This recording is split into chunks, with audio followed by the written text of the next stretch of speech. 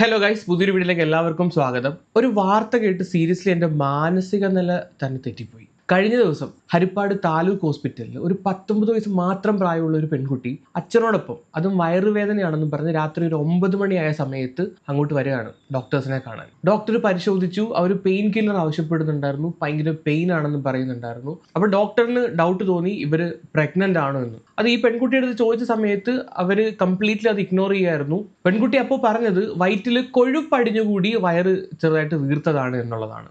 പിന്നീട് doctor periods ഒക്കെ correct ആണെന്ന് ചോദിച്ച സമയത്ത് ഇത് കഴിഞ്ഞ മാസം വന്നിട്ടുണ്ടായിരുന്നു എന്നുള്ള രീതിയിൽ പുള്ളിക്കാരത്തി പറഞ്ഞു. അങ്ങനെ ഈ പെൺകുട്ടിയെ മെഡിസിൻ കൊടുത്ത് ഒബ്സർവേഷനിൽ വെക്കുന്നു. രാത്രി 12 മണി ആയപ്പോൾ ഈ പെൺകുട്ടി ആ ഹോസ്പിറ്റലിന്റെ ബാത്റൂമിൽ കയറിയിട്ട് ഒരു പെൺകുഞ്ഞിന് ജന്മം നൽകുകയാണ്. ഒരു പെൺകുഞ്ഞിനെ പ്രസവിക്കുകയാണ്. പ്രസവിക്കുക മാത്രമല്ല ചെയ്തത്, പ്രസവിച്ച ഉടനെ തന്നെ ആ കുഞ്ഞിനെ ആ ഹോസ്പിറ്റൽ ബാത്റൂമിന്റെ ജനലിൽ കൂടെ പുറത്തോട്ട് എടുത്ത് വലിച്ചെറിഞ്ഞ്. സീരിയസ്ലി ഇത് കേട്ടപ്പോൾ ഒരുപാട് എന്തുവാ മൈൻഡിലോട്ട് വന്നതെന്ന് പറയാൻ പറ്റുന്നില്ല.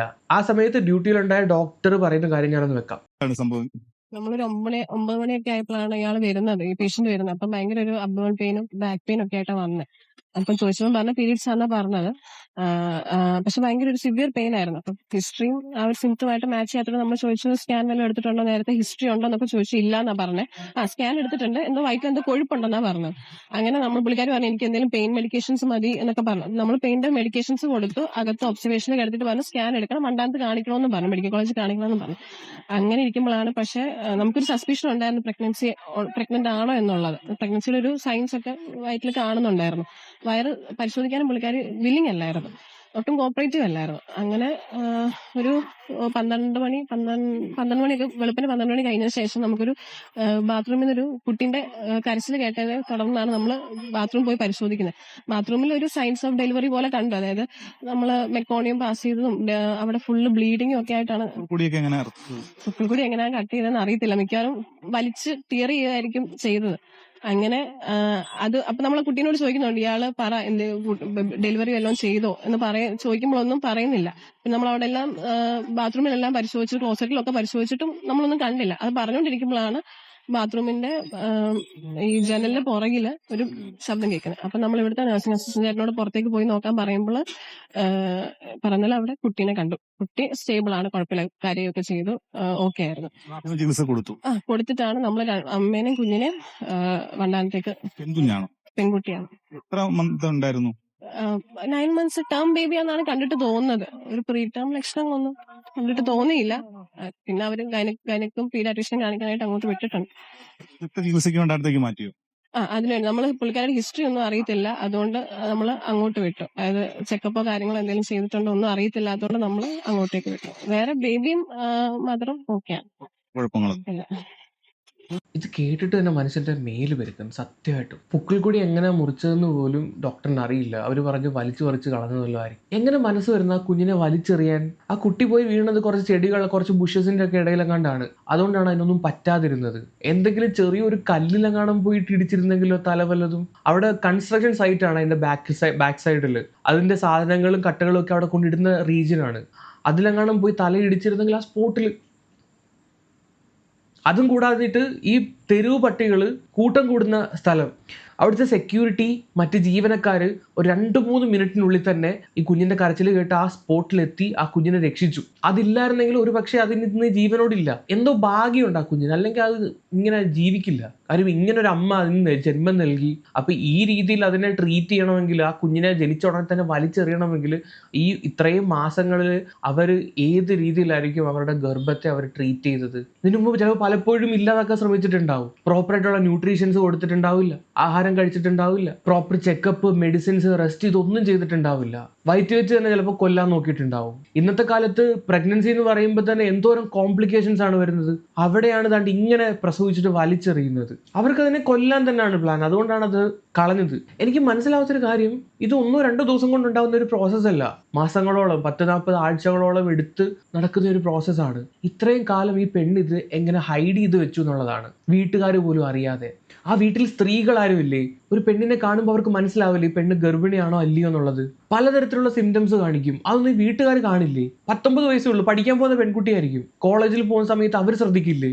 എന്തോരം ചോദ്യങ്ങളാണ് കിടക്കുന്നത്. എങ്ങനെ ഇത് ഹൈഡ് ചെയ്ത് വെച്ചു ഇത്രയും മാസം? ഏഷ്യാനെറ്റിലെ സീരിയലൊന്നും അല്ലല്ലോ മാസങ്ങളോളം ഇതിങ്ങനെ ഹൈഡ് ചെയ്ത് വെക്കാൻ.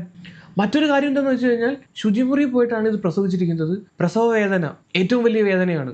അതുവരെ കടിച്ചു പിടിച്ചൊരു ശബ്ദം പോലും പുറത്തോട്ട് ഉണ്ടാവാതാണ് പ്രസവിച്ചിരിക്കുന്നത്. അങ്ങനെ പ്രസവിക്കണമെങ്കിൽ ആ പെണ്ണിന്റെ മനക്കെട്ടി ഒന്ന് ആലോചിച്ച് നോക്ക്.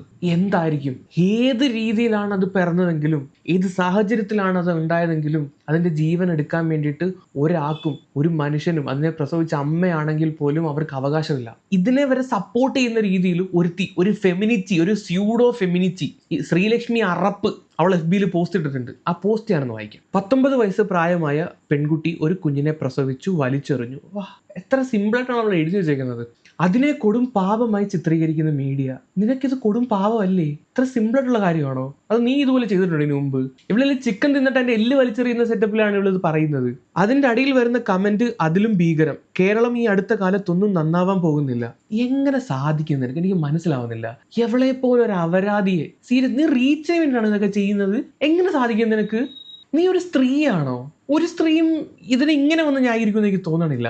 ആദ്യം നീ സ്വയം നന്നാവ്, എന്നിട്ട് നീ കേരളത്തിലുള്ള ജനങ്ങളെ നന്നാക്കാൻ നടക്ക്. കേരളത്തിലെ ഏറ്റവും വൃത്തികെട്ട ജന്മങ്ങളുടെ പട്ടിക എടുത്ത് അതിനകത്ത് ടോപ്പ് 5 നിന്റെ പേരുണ്ടാവും. ഈ പോസ്റ്റിന്റെ അടി വന്ന മറ്റൊരു കമന്റ് ഞാൻ വായിക്കാം. എങ്കിൽ പിന്നെ നിന്റെ തന്ത നിന്നെയും നിന്റെ തള്ളയും കളഞ്ഞിട്ട് പോയത് നിനക്ക് കൊടും പാപമല്ലാതെ കണ്ടുകൂടെ? അതവർക്ക് പറ്റത്തില്ല. എവിടെ അച്ഛൻ ഇവളെ കളഞ്ഞിട്ട് പോയതാ, അത് കൊടും പാപം. ഇത് അവക്ക് കൊടും പാപമല്ല. കളഞ്ഞിട്ട് പോയെന്ന് പറയാൻ തന്തയെ അപരാധിച്ച് നടക്കുന്നവളാണ് ഇവള്. തന്തയ്ക്ക് വിളി കേട്ടാൽ തന്നെയും അവളത് വെൽക്കം ചെയ്യും. തന്തയ്ക്ക് വിളി കേൾക്കുന്നത് തന്നെ. കാര്യം എന്നെയല്ലല്ലോ, തന്തയല്ലേ വിളിക്കുന്ന, വിളിച്ചോട്ടെ എന്നുള്ള രീതിയിൽ. അങ്ങനെയുള്ള ഒരു അപരാധി മോൾ. ഇവളുടെ ഈ പെണ്ണിന്റെ മാനസികാവസ്ഥയെ പറ്റിയാണ് പറയുന്നത്. എന്ത് മാനസികാവസ്ഥയാണെങ്കിലും അതിന് ഒരു അവിഹിതത്തിലൂടെയാണ് ഉണ്ടായതെങ്കിൽ പോലും അതിനെ അങ്ങനെ വലിച്ചെറിയാൻ, അതിനെ കൊന്നു കളയുന്ന രീതിയിൽ പ്രവർത്തിക്കാൻ ആർക്കും അവകാശമില്ല.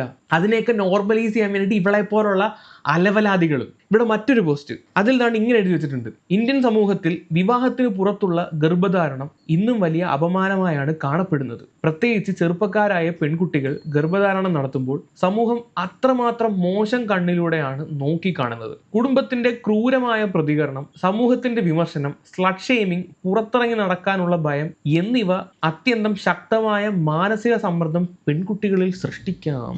നീ പറഞ്ഞതെല്ലാം നമ്മൾ ശരിയാണെന്ന് പറയാണ്. നീ പറഞ്ഞതെല്ലാം ശരിയാണ്, ഇതൊക്കെ അനുഭവിക്കേണ്ടി വരും എന്ന് പറഞ്ഞ് കുഞ്ഞിനെ വലിച്ചെറിയാണോ വേണ്ടത്? കുഞ്ഞിനെ വലിച്ചെറിയുന്ന സമയത്ത് ആരും അറിയത്തില്ല, അവൾ ഈ പറയുന്ന സമ്മർദ്ദം ഒന്നും ഉണ്ടാവത്തില്ല, അനുഭവിക്കത്തില്ല. ആ അനുഭവത്തിനേക്കാളും വലിയ ഇതല്ലേ ഇത് ഇപ്പൊ ഈ കാണിച്ചു കൂട്ടിക്കൊണ്ടിരിക്കുന്നത്. ഇനി വേറൊരു വീഡിയോ ഞാൻ കാണിക്കാം. വാർത്ത വായിക്കുന്ന ചേച്ചി പറയുന്നതാണ്: ശുചിമുറിയിൽ പ്രസവിച്ച വിദ്യാർത്ഥിനി കുഞ്ഞിനെ ജനലിലൂടെ പുറത്തേക്ക് വലിച്ചെറിഞ്ഞു. ഈ 19-കാരിയാണ്. പെട്ടെന്ന് പകച്ചു പോയിട്ടുണ്ടാകും. അവിവാഹിതയായതാണ്. 19-കാരിയാണ്, പെട്ടെന്ന് പകച്ചു പോയിട്ടുണ്ടാവും. എനിക്ക് തോന്നണില്ല പകച്ചു പോയിട്ടുണ്ടാവുമെന്ന്. ഈ പരിപാടിക്ക് നടക്കുന്ന സമയത്ത് പകച്ചു പോകണ്ടായിരുന്നോ? വീട്ടുകാരിൽ നിന്ന് ഇത്രയും കാലം ഇത് മറച്ചു വെച്ച് ഈ രീതിയിൽ ഇവർക്ക് ഇത് എക്സിക്യൂട്ട് ചെയ്യാൻ കഴിയുമെങ്കിൽ അവളെ വെറും ഒരു 19-കാരിയായിട്ട് കണക്കാക്കേണ്ട ആവശ്യമൊന്നുമില്ല. 19-കാരി എന്ന് പറയുന്നത് അവിടെ ഏജ് മാത്രമാണ്. അവർക്ക് അതിനേക്കാളും വലിയ മെന്റാലിറ്റിയാണ്. എന്റെ ബലമായ സംശയം കൃത്യമായി ഈ പുക്കിൾ കൂടി കട്ട് ചെയ്യുന്ന രീതി വരെ പഠിച്ചിട്ടാണ് ആ ബാത്റൂമിൽ പുള്ളി കയറിയത്, എന്നിട്ടാണ് പ്രസവിച്ചത്. അപ്പം വെറും ഒരു 19-കാരി പകച്ചുപോയി അങ്ങനെ പറഞ്ഞ് തള്ളിക്കളയാൻ പറ്റില്ല ഇതിനെയൊന്നും. ഇത് മാത്രമല്ല, ഇതിനകത്ത് എന്തൊക്കെയോ കുറെ ദുരൂഹതകൾ തോന്നുന്നുണ്ട്. സീരിയസ്ലി ഒറ്റയ്ക്ക് ഒന്ന് കൈയടിച്ചു കഴിഞ്ഞാൽ എന്തായാലും കുഞ്ഞുണ്ടാവില്ലല്ലോ. ഇതിനൊരു കാരണക്കാരനോട് ഉണ്ടാവണമല്ലോ. ഇതൊരു പീഡനം കാരണം ഉണ്ടായതാണെങ്കിലോ? എനിക്ക് തോന്നുന്നു ഇനി വരും ദിവസങ്ങളിൽ മേ ബി ഇതുമായിട്ട് ബന്ധപ്പെട്ടുള്ള കുറെ വാർത്തകൾ പുറത്തോട്ട് വരാൻ സാധ്യതയുണ്ട്. അടിമുടി ദുരൂഹതയാണ് ഇതിനകത്ത്. ഇത്രയും ക്രൂരമായിട്ട് ആ പെണ്ണ് ആ കുഞ്ഞിൻ്റെ അടുത്ത് പെരുമാറണമെങ്കിൽ അതിനൊരു റീസൺ ഉണ്ടാവുമല്ലോ. എന്താണ് നിങ്ങൾക്ക് തോന്നുന്നത്? എനിക്ക് സീരിയസ് ഇത് കേട്ടപ്പോൾ തന്നെ എൻ്റെ തല അങ്ങ് പെരുത്തുപോയി, ഒരുമാതിരിയായി പോയി. നമ്മൾ ഇതിനു മുമ്പും ഇതിന് സമാനമായിട്ടുള്ള സംഭവങ്ങൾ കേരളത്തിൽ നടന്നിട്ടുള്ളതാണ്. കൂടുതലൊന്നും പറയുന്നില്ല. ബൈ.